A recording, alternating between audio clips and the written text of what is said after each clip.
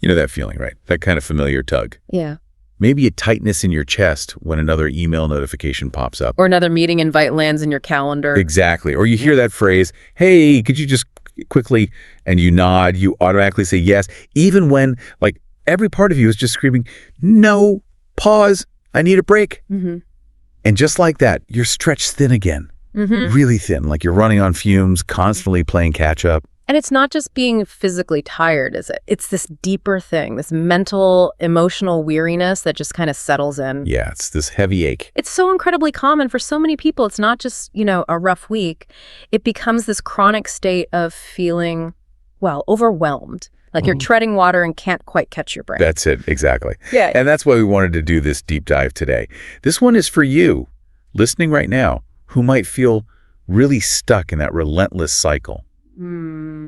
Overcommitment. So our mission here is to unpack what that actually looks like day to day. But also, why do we fall into that trap? What are the hidden costs? And crucially, how can you start to reclaim your peace, your health, your sanity, really by learning the art of saying no? It's about peeling back those layers, understanding what's going on underneath, and then giving you some real practical strategies to take back control, genuinely. Okay, let's really dig into this because we've all been there, haven't we? Yeah. You find yourself saying yes to maybe unreasonable demands at work, or, I don't know, buying something you didn't even want because you felt awkward saying no to the salesperson. Oh, definitely. Or dragging yourself to social things that you know are just going to drain you completely. Right. And all of this, it comes at a direct cost. Your own well-being pays the price. It feels like there's this quiet yes epidemic happening. That really captures it. And these behaviors, they're often the hallmarks of what we call a people pleaser. Now, this isn't just someone who's, friendly or helpful. Those are great traits. But a people pleaser, they habitually put other people's needs way ahead of their own. They find it really hard to advocate for themselves. So it becomes a pattern. Exactly. It leads to this routine of self-neglect, even self-sacrifice. And sometimes from the outside, it might even look like they don't have clear principles or boundaries just because they agree so much. Wow. So being too nice actually has a kind of dark side. Yeah. Our research for this dive really highlighted that it goes deeper than just politeness. There's this psychological link to something called sociotropy traits. What's actually going on there? Yeah, that's fascinating. So sociotropy basically describes this personality tendency where your self-worth, your sense of security, it's really heavily tied to getting approval from others.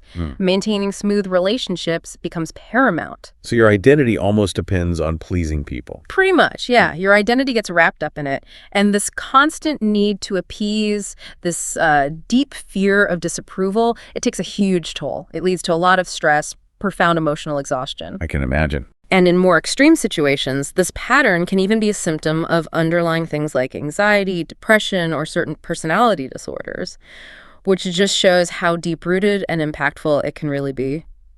That sounds like such a heavy weight to carry.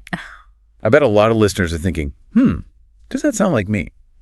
We pulled together 8 common traits you often see. Maybe as I list them, you can mentally check off how many feel familiar. Okay. 1, you find it really genuinely hard to say no.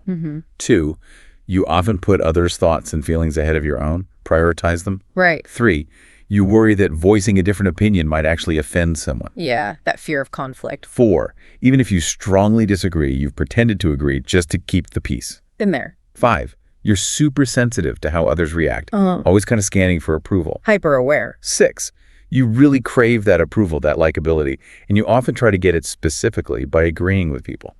7, you apologize. A lot. Even when it's probably not necessary. The unnecessary. And 8, you tend to blame yourself, even for stuff that's way outside your control. Okay. If you nodded along to several of those, that's a pretty strong signal. Right. Now, the deeper question we looked into is why? Why do we become people pleasers? Yeah, what drives it? Well, one major factor our sources point to is low self-esteem. And it's not just feeling bad about yourself. It's that for many people, these acts of giving, of pleasing others, they become the main source, sometimes the only source of their feeling of value and identity. So it's less about truly wanting to help and more about needing that validation from helping. That's a really key distinction, yes. Another big reason is a lack of inner security. Seeking that pleasure from other people's approval, their praise, it often acts like a coping mechanism. It kind of soothes that inner turmoil, helps avoid negative reactions they fear. So it feels safer in a way. Exactly. Even though it's rooted in anxiety, the repeated behavior becomes this predictable habit. It feels comfortable, even if it's ultimately not serving them well. And I guess past negative experiences would definitely play into that too. Like if you went through bullying maybe or dealt with a really difficult boss. Oh, absolutely. You might subconsciously try everything to avoid repeating those kinds of painful situations by just becoming overly accommodating. It's a protective mechanism that backfires. Makes sense. And finally, and this is a big one, the influence of your family growing up. Imagine if love or recognition felt conditional, like maybe you only got praise for getting top grades or for always being the good kid who never made waves. Performance-based love. Right. It subtly teaches you that love and approval aren't free. They have to be earned constantly, that your worth depends on your performance, on pleasing others. This can become this automatic driver for saying yes later in life. It makes setting boundaries incredibly difficult because it feels fundamentally unsafe. Wow. It's really eye-opening just how deep these patterns can run. But what's really striking is that even though people-pleasing might seem like it creates harmony, it actually comes with this enormous cost. For starters, it just relentlessly erodes your boundaries. Empathy is great, obviously, but always ignoring your own needs. That pushes your personal limits way too far, doesn't it? Way too far. And this connects directly to a classic psychology thing, the foot in the door effect. It's not just about saying yes more often, it's about how our brains crave consistency. How does that work? Well, if you agree to a small request first, you're much, much more likely to agree to a bigger related request later. Your brain wants to stay consistent with that initial yes. Oh. So if you never refuse, you can find yourself agreeing to more and more demanding things, almost without limit. It severely impacts your well-being, and it gets harder and harder to backtrack once you've given that first small yes. It creates this spiral. Which leads right into the negative emotions and burnout, inevitably.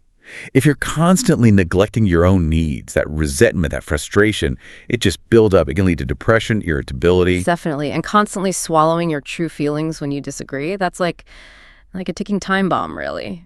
It can lead to sudden emotional outbursts or just complete and utter burnout eventually. And it must strain your relationships too, right? If you're always hiding what you really think and feel. Profoundly. Others can't understand the real you if you don't show it. You need self-disclosure, vulnerability for real intimacy. Just blindly complying can actually make people feel your insincerity. They might not know why, but they sense something's off. So the very thing you're doing to maintain relationships can actually damage them. Exactly. Genuine connections suffer. And beyond the emotional stuff, this overcommitment hits your physical health and overall well-being hard. We're talking about general stress symptoms, like being more irritable, sleep getting interrupted, chronic worry. Yeah, and real physical pain, too. Back pain, neck pain, headaches, stomach issues. It's all connected. It can raise your blood pressure, mess with your appetite, even make you more likely to get sick because your immune system is just constantly stressed. That's serious. It really is. All these things our sources clearly show, they drag down your overall quality of life. They hurt your performance at work. They further strain those relationships we just talked about.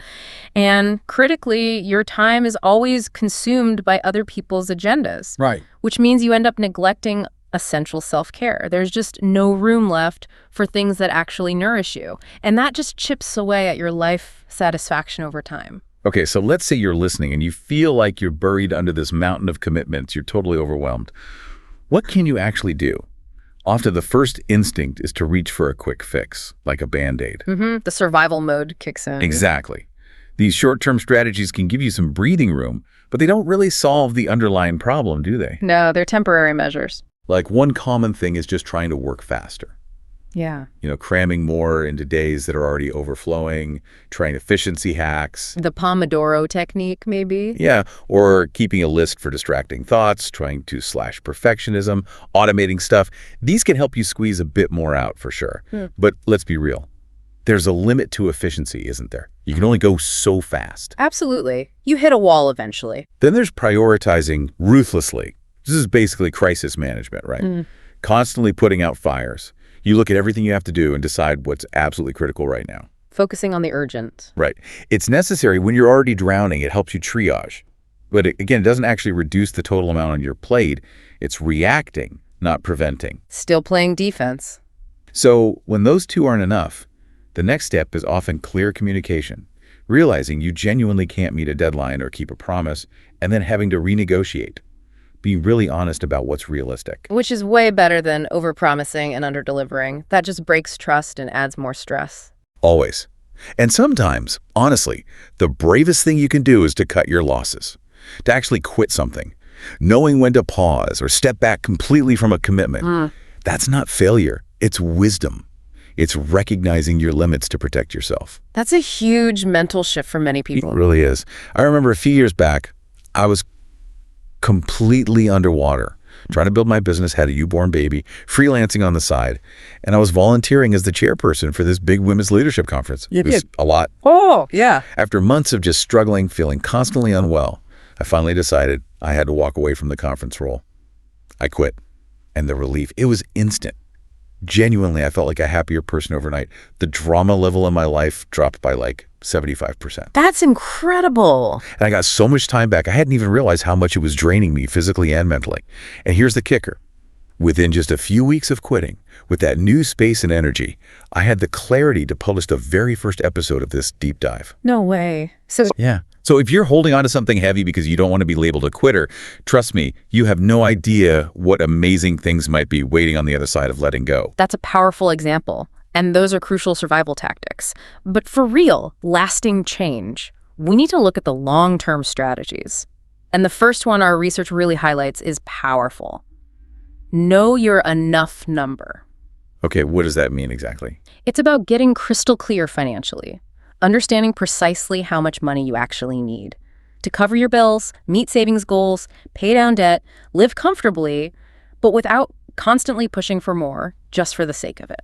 Because that endless drive for more can totally fuel overcommitment, right? Totally. It's a huge trap. So this enough number, it gives you a clear, tangible threshold. It gives you permission, basically, to say no to extra work or opportunities once your real needs are met. That sounds liberating. It really is. I worked with a fashion influencer. Let's call her Brooke. She was constantly churning out content, totally driven by this fear of not having enough, of missing out. But once we sat down and calculated her actual enough number, she was stunned. She realized she didn't need to work nearly as hard as she thought. Wow. This clarity just empowered her. She could confidently say yes to projects that were genuinely fun and creative and no to the soul-sucking ones she didn't actually need. She got control back and she started loving her work again. That's a fantastic story. Another vital long-term strategy is to set clear personal and professional goals. Think of well-defined goals as your compass. They guide your decisions. How does that help with saying no? Because when you align your potential commitments against your long-term goals, it becomes so much easier, almost automatic, to say no to things that just don't serve your bigger picture. If an opportunity doesn't fit your vision, then it's not the right opportunity for you, no matter how appealing it seems on the surface. That brings real clarity to decision-making. Okay, and freeing up time. Setting yourself up for effective delegation sounds key too. Oh, absolutely. It's a game changer. The basic idea is systematically figuring out which tasks someone else could handle so you can free yourself up for the work only you can do. A delegation can go wrong. Right. That's why the key word is effective. You need to distinguish between just dumping tasks on someone that hope for the best approach, which leads to frustration, versus providing crystal clear instructions. So like documenting steps. Exactly. Maybe screen record a quick video, write down detailed steps, even think about what questions they might have in advance. Yes, it takes effort up front, but that investment saves you from being stuck doing that task forever. It lets you scale. Makes sense. Invest now, save time later. And you mentioned something earlier, a sneaky cause of overcommitment often being just basic disorganization. You nailed it. It's surprisingly common. If you don't have a clear central view of everything you've already committed to, it's incredibly easy to underestimate how busy you actually are. And then you say yes too easily. Precisely. The solution is simple but powerful. Choose a calendar or planning system that works for you. Digital, paper, wall chart, whatever. Google Calendar, a nice planner like Emily Lay's, a big wall calendar. The tool doesn't matter as much as using it. Exactly. Pick one and use it consistently. Regularly review it, update it. That gives you the invaluable big picture view. It helps you spot those pressure points, see when you're getting close to overload before it happens. Okay, let's talk about those two little letters. N-O, saying no.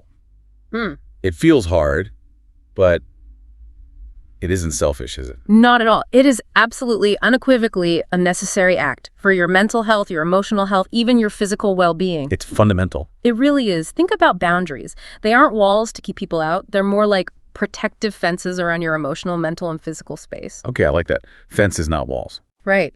They exist to let you prioritize your own needs without feeling like you're responsible for everyone else's happiness or comfort.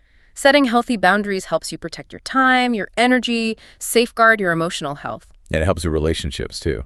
Definitely. It cultivates much healthier, more authentic relationships. And crucially, it builds genuine self-respect. That's a really powerful reframe. Saying no to others actually means saying a big yes to yourself. Exactly. It's this powerful act of self-respect. You're giving yourself permission to honor your own time, your peace, your emotional needs. And ironically, when you do that, you actually show up better for others when you do choose to say yes, more authentically, more fully. So how do we get better at it? It feels awkward. It does at first. Like any skill, it takes practice. Our sources suggest starting small, low-stakes situations. Try saying something really simple, like, I'm actually unable to right now. Thanks for understanding. And just leave it at that. No long explanation. Just leave it. Notice how freeing that can feel without the apology or the elaborate excuse. Okay, I can see that. And maybe asking yourself some questions before automatically saying yes. That's a great idea. Before you commit, ask, do I really have the time and energy for this? Will this actually add value to my life? Or am I just doing it to please someone else? Or am I being taken advantage of here? Good one. And maybe the most important, will saying no to this let me say yes to something more important to me? Or even just yes to resting and recharging, which is vital. Thinking through those could really shift things. Consistently asking those questions can fundamentally change how you approach requests. It empowers your choices. And the payoff for mastering this no muscle seems huge, like better quality work. Yeah, potentially better career performance because you're more focused. Definitely improved mental well-being. Preventing burnout. Cultivating healthier, more honest relationships. Making actual progress on your own goals. Getting a more realistic sense of what you can handle. And making space for that crucial self-care we keep talking about. It unlocks so much potential. #VV, weaving self-care into daily life. Which brings us perfectly to this final, vital piece. Actually weaving self-care into your daily life. This isn't like a luxury item, right? Or something you do only if you magically find extra time. Absolutely not. It's an essential practice for everyone. No matter how busy you are, think of it like making regular deposits into your wellness bank account. I like that analogy. Even small deposits count. Exactly. Even just 15 or 20 minutes a day can make a huge difference over the long haul. Consistency is key. And the benefits are real. Right. Less stress, less burnout. Definitely. Measurably better mood, more energy. It demonstrably lessens anxiety and depression symptoms too. Think about exercise. Those endorphins are natural mood boosters. It's a gift you give yourself. So it's about building that consistent routine, however small. Precisely. Little by little. Okay, let's make this super practical. What could this look like day to day? In the mornings. Sure. Maybe a quick 30-minute workout could be at home, a walk, some Pilates, or even simpler. Drink a full glass of water right away. 10 minutes of deep breathing. Journaling, maybe. Gratitude. Great ideas. Or having a proper healthy breakfast instead of grabbing something on the run, listening to music that lifts you up, or positive affirmations on your commute. Even just taking 5 extra minutes to dress in a way that makes you feel good. That can shift your whole mindset for the day. Okay. And during the workday, it feels harder then. It's often about those boundaries we talked about. Saying no when needed, delegating effectively, but also actively using your breaks. Don't just stay glued to your screen, socialize a bit, or just get up and move your body. And your workspace itself. Yeah, arrange it so it feels calming and helps you focus. Make it your sanctuary, not, a cage. Good point. What about evenings? Winding down. This is crucial for sleep.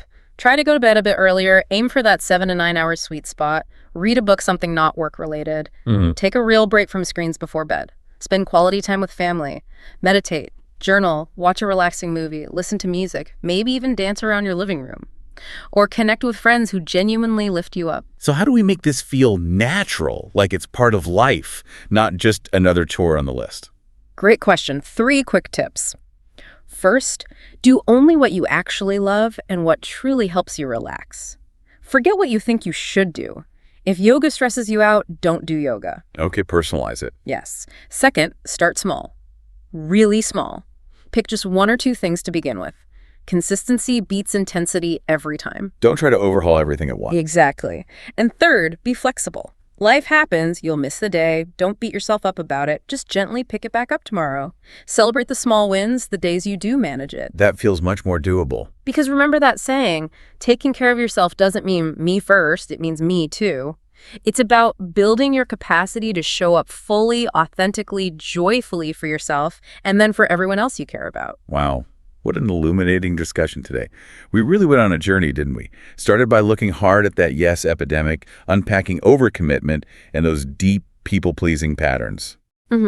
Then we really explore the high price of always saying yes, how it erodes boundaries, stirs up negative feelings, strains relationships, and impacts our actual physical health. Yeah, and we moved past just the Band-Aids, working faster or constantly prioritizing, to look at real long-term solutions. Right, like the clarity of knowing your enough number, the guidance from clear goals, the freedom that comes with effective delegation, and just the fundamental power of getting organized. And maybe most importantly, we really dove into the power of no. Understanding it's not selfish, it's essential self-respect. Saying no to others means saying yes to yourself. Yes. And we tied it all together by looking at how crucial it is to weave that consistent self-care into daily life. Not as a luxury, but as a non-negotiable cornerstone for well-being. So, as everyone listening reflects on all this, here's a little thought to chew on. What one yes are you ready to bravely turn into a not right now this week? Just one. And what amazing yes to yourself might that courageous little no open up? Remember, changing your whole approach to work and life, it definitely takes time and patience and effort. But every single step you take, no matter how small it feels, is a real step towards a more balanced, more fulfilling life. One where you are in charge of your choices, not feeling constantly overwhelmed by them.